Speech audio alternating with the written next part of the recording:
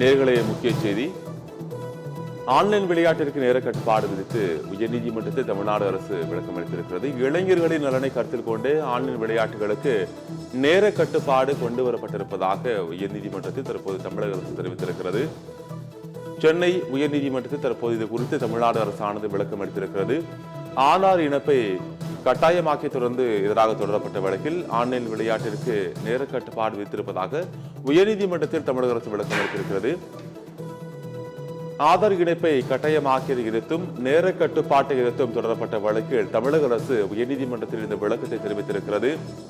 இளைஞர்களின் நலனில் அக்கறை கொண்டே நேர கட்டுப்பாடு விதிக்கப்பட்டிருப்பதாக தமிழக அரசு உயர்நீதிமன்றத்தில் தெரிவித்திருக்கிறது. இளைஞரின் நலனை கருத்தில் கொண்டே ஆன்லைன் விளையாட்டுகளுக்கு நேர கட்டுப்பாடு கொண்டு வரப்பட்டிருப்பதாகவும் ஆதார் இணைப்பை கட்டாயமாக்கியதாகவும் தமிழக அரசு சென்னை உயர்நீதிமன்றத்தில் விளக்கம் அளித்திருக்கிறது.